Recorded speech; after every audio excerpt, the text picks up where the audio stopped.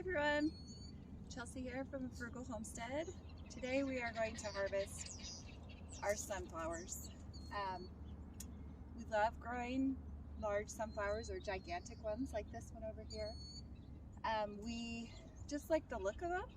It adds a little bit of color, lasts from the late summer into the fall, and we actually harvest the seeds for the next year for planting as well as for our chickens. So we add that to their food, and it just kind of makes it last a little longer, and it's a nice special treat for them. So we're going to walk you through what we do when we go to harvest.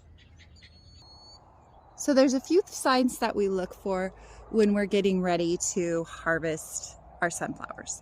So first off, we look at the plant itself. So you can see here the leaves on the bottom here are starting to die off. Some of that is due to lack of water. Some of that's just age. You can see that the heads of the sunflowers are droopy. Right? And then when I actually look at a sunflower, sorry, that dog got in the way there. Like on this sunflower, you can see that the petals of the actual sunflower itself, the yellow petals, have fallen off or started to come off, as well as some of the top part of the seeds is dried out and can come right off. Okay, that's what we're looking for. Now this one still has petals, but these petals are dried up. So that's a good sign that the sunflower is about ready to go. Now if it's not, if it still has a lot of petals, most of these I think are pretty ready. If it still has a little petals, that's fine. You can just take your shears, come in here, woo, come in here, trim off a chunk, okay, and then you can just leave this on your like a table, outside table, put out a blanket, put it on the blanket, whatever, let it dry out completely before you start pulling the seeds out. Now if you have chickens or animals that you want to feed your sunflower seeds, you can just throw this right into the chicken coop. Usually we'll cut it like this so they can get to the seeds a little bit easier. And they'll go for it. They'll love it. It's a delicious treat for them. But sunflower stalks are really sturdy, real hardy. So getting the stalk out is kind of hard. I don't pull the stalk out until I've taken the heads of my sunflowers off. And I usually will take off the head with several inches, like 12 inches of the stalk with it. Just makes it a little bit easier for me. And then with these gigantic seeds, I don't know if you can see those, but they have some really great seeds on them. Great filler for chicken food.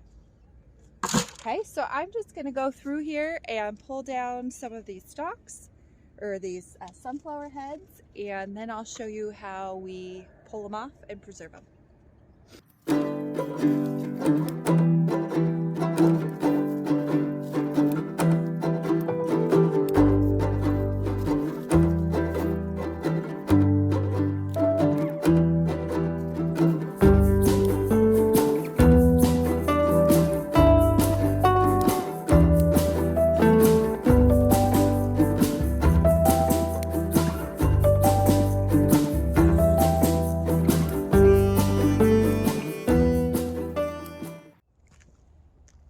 Now, something to notice on this one, you can see that this side of the sunflower has no seeds, and this side still has the seeds. And this is actually due to the birds in the area. They'll actually fly up onto the sunflowers, and when they're leaning down like this, they'll perch on the top and they'll eat the seeds from the top underneath. And so a lot of times we'll get like bird poop or something on the back side of the sunflower. So this is totally normal. I do know people that don't want this to happen, so they'll put like a mesh bag over the top of their sunflower, and that's totally fine. And it'll help preserve the seeds if you want to keep the seeds for a specific purpose. It'll also help to stop some of the cross-pollination that would happen with the local bugs, whether they're bees or flies or whatever might pollinate in your area. So just, an observation, it happens. There's nothing wrong with it. just know that if you have birds, you're probably going to see this. All right, I have brought our sunflowers up. This is just a portion of them. We still have more down by the garden, but I'm going to go ahead and get them set up. First thing I'm going to do is sort them. So I'm looking at them. Some of them are giant like this one, and some of them are much smaller like this one, which is just fine. But you can kind of see these ones are still pretty malleable. That means these ones are still a little wet and not quite ready to completely harvest. Where there are others like this one, who has a really nice dry stem. All the leaves are crunchy. This one's 100% ready to harvest all of these seeds. So I'm going to kind of sort them by sizes as well as if they're ready to harvest. And then I'll show you exactly how I harvest them. So let's get sorting.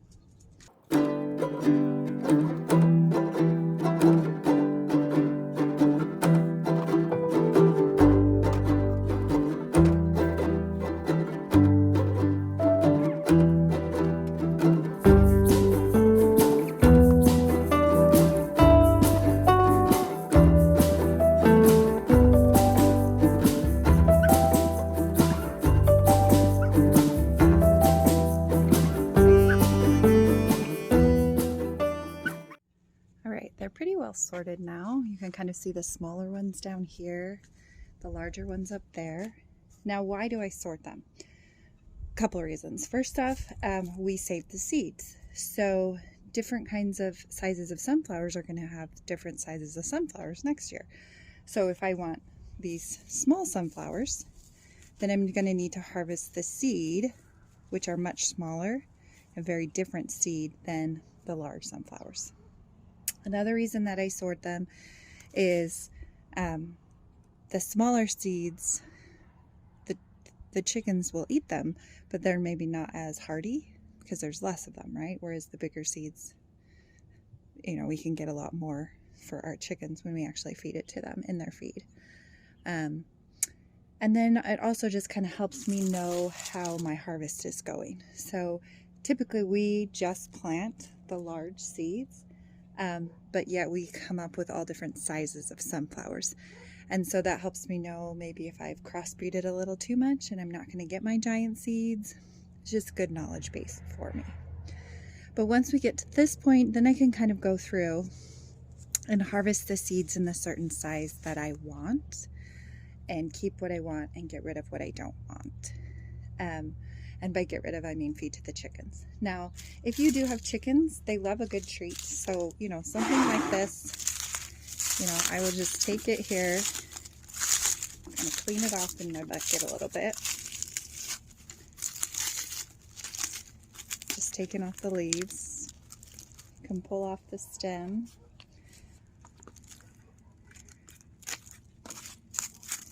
Now, when I'm at the garden, you saw that I usually leave the stem on, and that's mostly for me. It's a good judge for me as whether they're ready to harvest or not, or if I need to let them dry a little longer. So this one's nice and dry. You can see it's brown, kind of yucky. You can also see the birds ate some of it, which is just fine. I could actually take this to the chickens right now. Usually I'll like snap it, and all these seeds here, the chickens would just have a heyday with them. They would love this. Or I can use my finger and harvest them just like this, right into a bucket. And that's what I'll actually do with the majority of these seeds this week, is just pull them down into a bucket like this and harvest them. All right, so we've cut the sunflowers.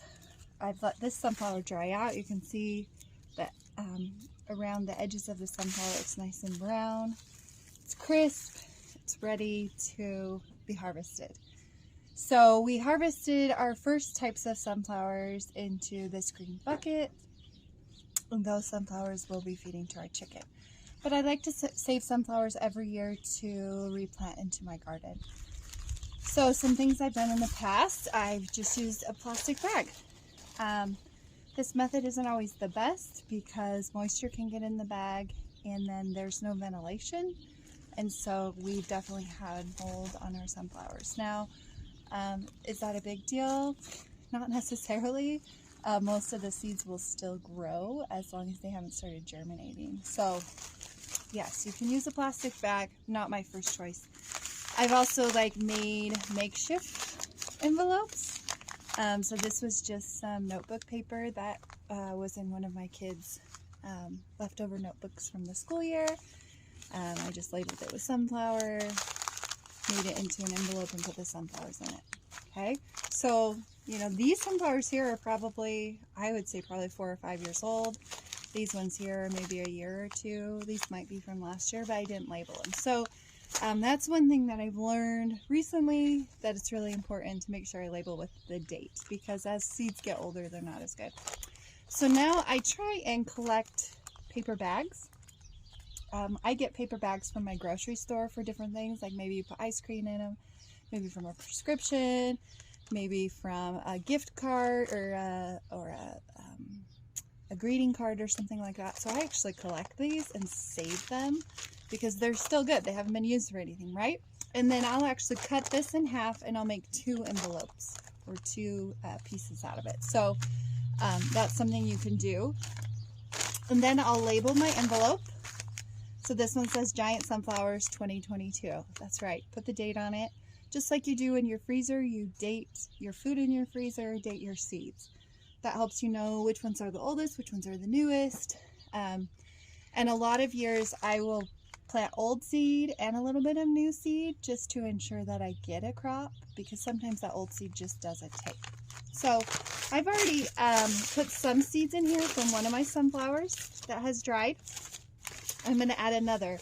So that's one thing that, another thing that I've learned over the years is I don't just save seeds from one plant or one harvest of a plant. I try to get seeds from several different ones. I do the same thing with my pumpkins, my spaghetti squash. This year I'm going to try and save carrot seeds. I don't just keep them from one of the plants. I take some from several plants. That way, if these seeds for whatever reason have a problem and don't germinate, I still have seeds from other plants that will. So first, I'm just going to break this sunflower in half. It's going to make a mess. Meant to bring my chicken bucket over here, but I forgot. So I break it in half and then I just start right into the bag, start pulling seeds off. Right into the bag. Now, if you remember, we had sunflowers of lots of different sizes. So I've labeled these my giant sunflowers. So this is really one of my bigger sunflowers. And this actually is probably more of a medium, or I guess for all intents and purposes, it's a large sunflower. So maybe not so giant, but I'm just going to go ahead and add them in here. But for some of my smaller sunflowers, I might just add, you know, have a bag for small sunflower seeds, a bag for medium sunflowers, a bag for giant, right? So that I have the varying sizes if that's what I want next year. Now, another thing that I usually do is I'll cut open one of these seeds. Let's see if I can get one here. Having my gloves on doesn't help. A lot of times I'll snap them open and just make sure there's actually a seed in there. So this one I don't think is a good one.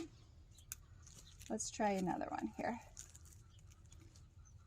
Because sometimes I'll get a sunflower and there's no seeds in it. Now you can see, maybe you can. Let's get a little closer here. So here's the shell, and then this piece, it's broken in half. But this little piece right here is the actual seed. So this sunflower is actually good. It should germinate actual sunflowers for next year. Okay? I have definitely had experiences where the sunflower that I've chosen has not had seeds inside that would actually germinate. So again, that's a reason why I don't just put one type of sunflower in here. I'll put several sunflowers in the one bag. Okay, so notice I didn't use the whole sunflower, and that's fine because, I mean, There's hundreds of seeds in here. I don't need hundreds of seeds. I'm not planting hundreds of sunflowers. If you are, then you'll want more, right? So then I'll just take my green bucket here and I'll just put the rest of the seeds in my green bucket so that I can have those sunflower seeds for the next year, so that they're all ready. So we just also bought a freeze dryer, which is super exciting. It's been something that I've wanted for several years now, and we finally broke down and did it in hopes that we can preserve more food without having the space to have more food, or the expense of buying more jars and more lids and all that stuff. So some stuff we actually were thinking we would try freeze drying some sunflower seeds and see if we like that just as a snack. So hopefully we'll have a video of that coming up in the next little bit that you can check out and see how that process works. All right, so that is how I harvest and preserve our sunflowers for the winter as well as to plant for next year. I hope this video was helpful. Let me know if you have any questions in the comments, and we'll see you next time.